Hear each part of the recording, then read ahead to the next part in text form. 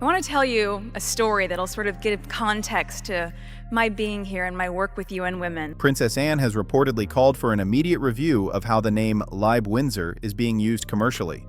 According to official communications, this discussion followed a high-level meeting at Buckingham Palace on January 23, 2026, chaired by Princess Anne and attended by King Charles III, Prince William, Duchess Sophie, senior royal advisors, and representatives from the UK Department for Children and Families.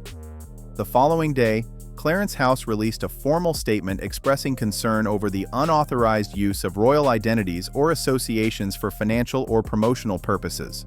The message emphasized the importance of upholding ethical and constitutional principles surrounding royal representation. Palace sources described the session as extensive, with senior members reviewing recent legal guidance and recommending tighter oversight on media and commercial references involving royal family names. While details remain limited, the announcement signals a firm stance from the monarchy on protecting its integrity and ensuring fair, respectful use of its public image. Over the past 2 decades, the ongoing tensions between Prince Harry and Meghan Markle have reportedly evolved into a wider dispute drawing attention on both sides of the Atlantic. Internal discussions within the palace, referenced by several media outlets, suggest that recent developments surrounding public image, branding, and media representation have become increasingly complex. Meghan's recent social media relaunch was met with mixed reactions, prompting renewed debate about how personal branding intersects with royal identity. In response, senior royal advisors have reportedly reviewed certain commercial projects and public communications connected to the Sussex household. Following these reviews, Clarence House issued an official statement on January 24, 2026, emphasizing the importance of ethical standards and legal oversight in any ventures linked to royal names or associations. Further correspondence from royal representatives the following days underscored the monarchy's intent to maintain transparency, fairness, and respect for established royal protocols in all public and private engagements. By late January 2026, correspondence between royal representatives and Meghan Markle reportedly centered on questions of conduct and governance within her household's public and private affairs. According to media summaries of legal filings, Meghan was asked to provide clarification regarding recent personal and professional decisions following concerns raised by affiliated institutions late in 2025. At the same time, Clarence House and other royal offices were said to have initiated formal reviews under existing royal protocols, aiming to ensure transparency and compliance with established standards of well-being and public representation. Sources familiar with the matter indicated that internal discussions across several royal residences, including Kensington Palace, have reflected a broader concern about maintaining unity and communication within the family.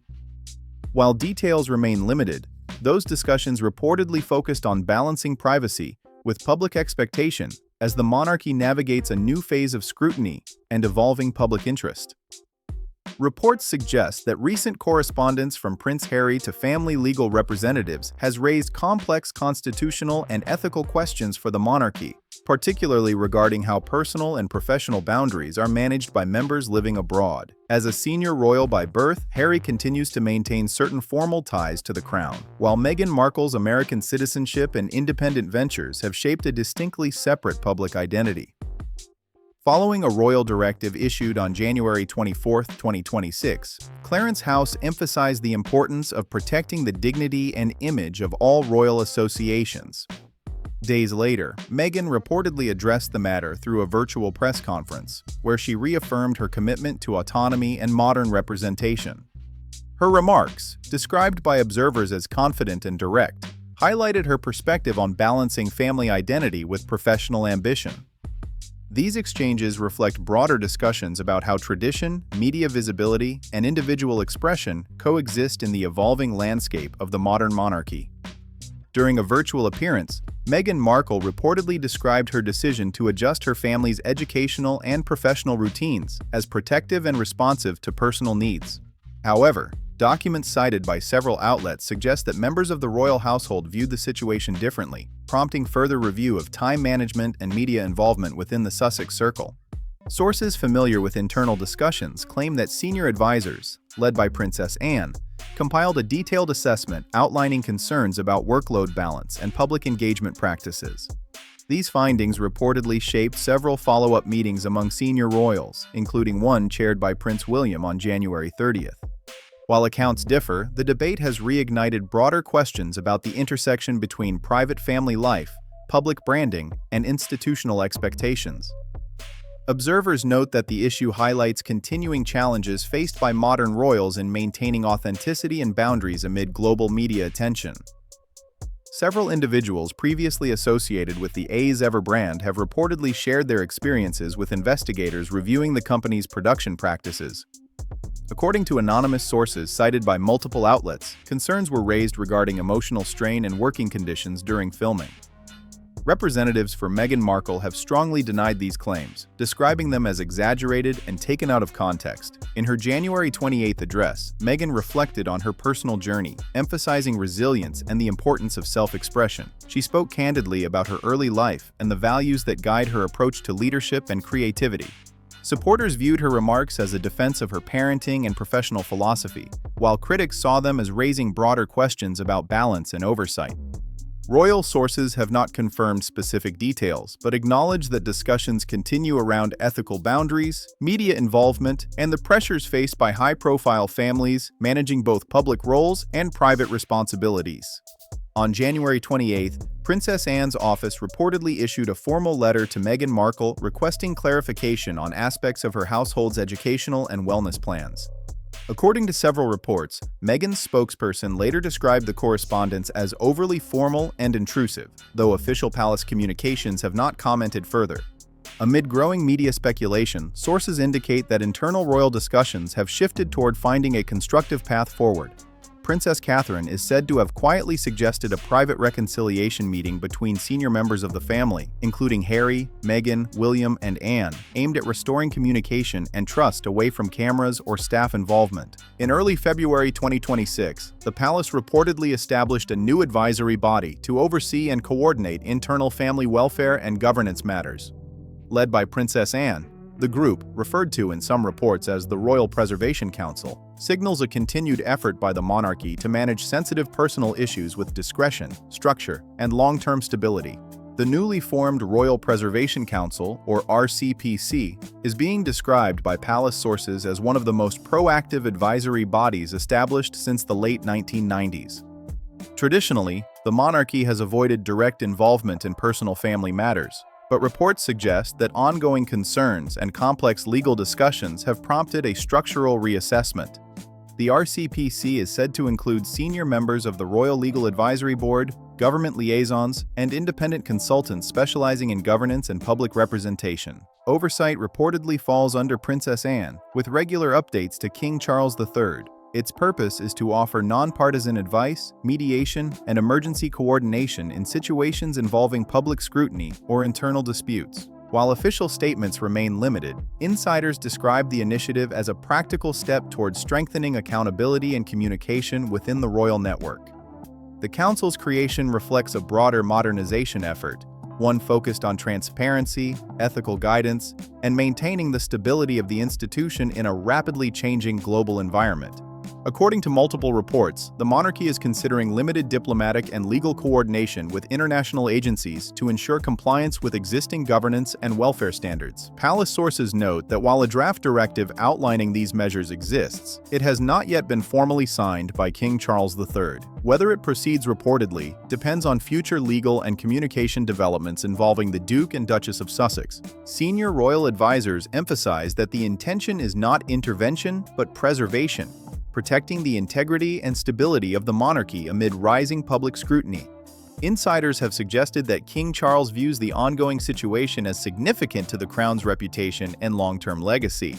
Sources indicate the king has requested regular updates from legal and advisory teams, reflecting his cautious approach to managing institutional transparency. Princess Anne's proposal to establish formal diplomatic cooperation with family welfare offices is reportedly still under review, signaling the royal household's commitment to due process and careful oversight. Recent reports suggest that the palace is reviewing the commercial use of royal symbols and imagery associated with the Windsor name. The discussion reportedly centers on whether elements such as crests, fonts, or phrases connected to royal heritage have been used in branding or marketing materials without formal authorization. According to insiders, should these materials continue to appear without official consent, the palace may consider issuing a notice to limit or revoke commercial use of royal identifiers. Such a step, while procedural, would underscore the firm boundaries the monarchy maintains between heritage and commerce. Observers say the broader issue reflects deeper questions about identity, branding, and tradition in the modern era. As the Royal Preservation Council continues its oversight and King Charles remains closely informed, the situation appears to have evolved into a careful legal and reputational balancing act. How both sides choose to proceed may define the tone of royal media relations in the months ahead.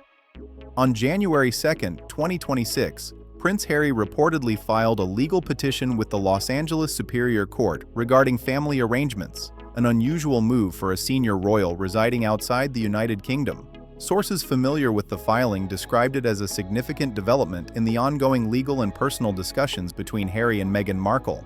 According to public records and media summaries, Meghan's legal team subsequently submitted a counter-proposal outlining alternative terms for shared responsibilities and logistical arrangements between the United States and the United Kingdom. Both filings reflect differing views on how best to balance personal priorities, geography, and public roles.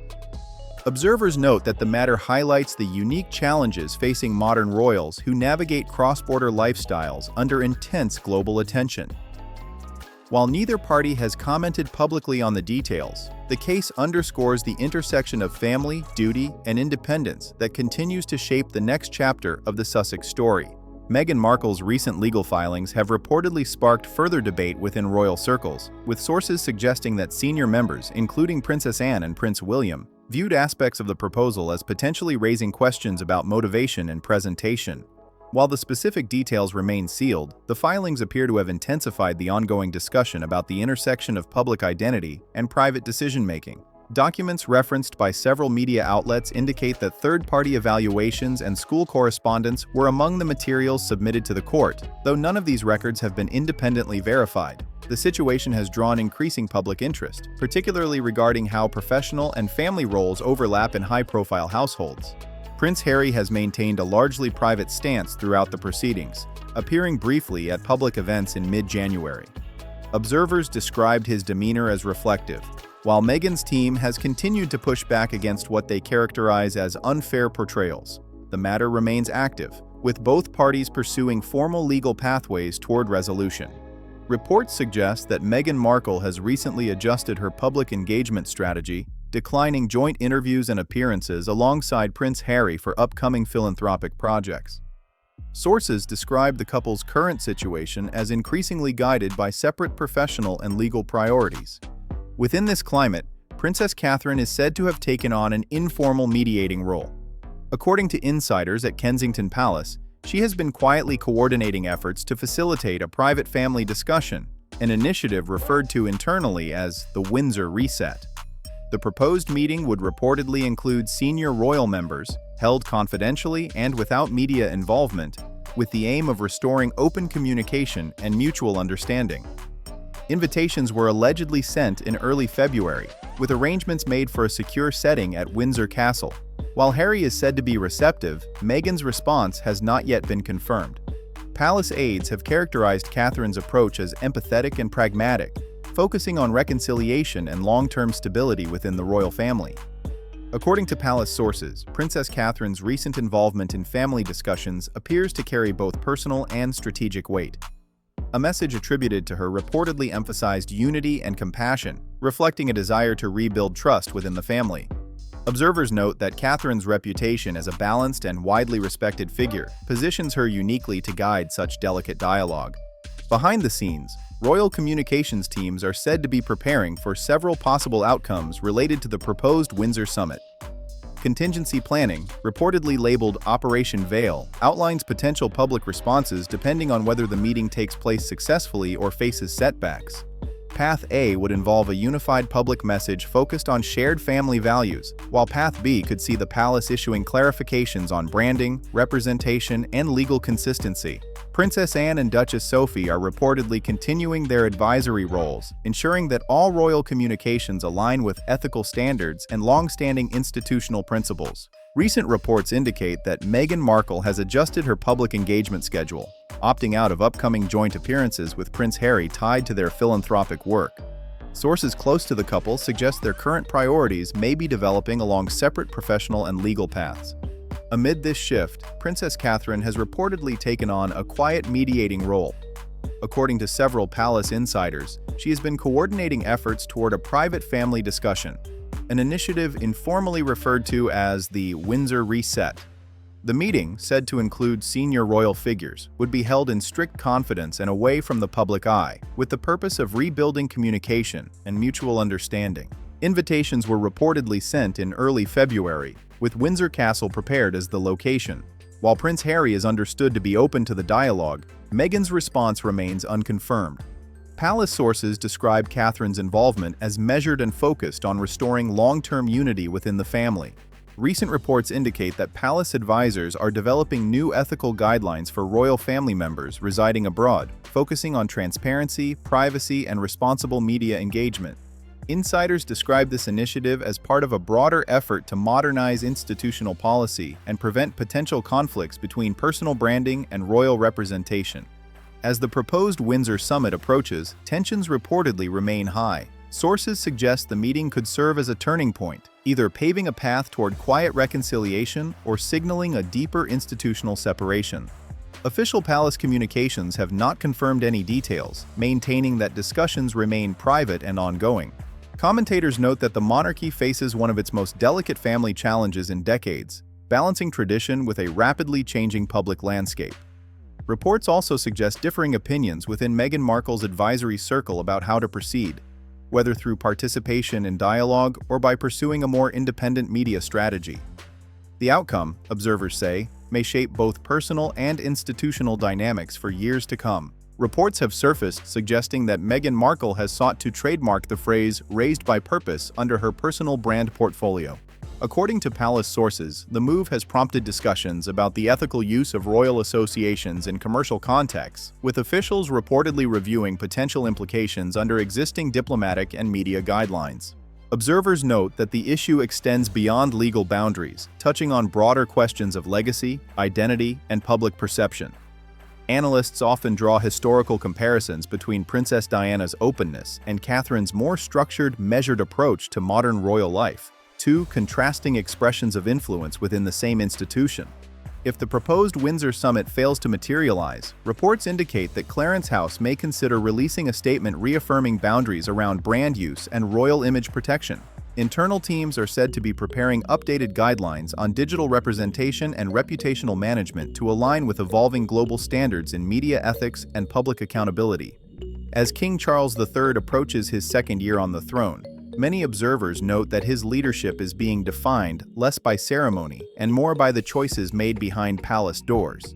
The current situation involving the Duke and Duchess of Sussex has highlighted complex questions about privacy, image, and the evolving identity of the modern monarchy. Sources in London describe a growing sense of unity within royal circles, while the Sussex camp has remained publicly silent. Whether this calm signals quiet negotiations or deepening division remains to be seen. In the end, this chapter may shape how the royal family navigates its future, balancing tradition with transparency in an increasingly digital world. What do you think this moment means for the future of the monarchy? Will reconciliation win out, or will separation become the new normal? Share your thoughts below, and don't forget to like, subscribe, and turn on notifications for more royal updates and balanced analysis.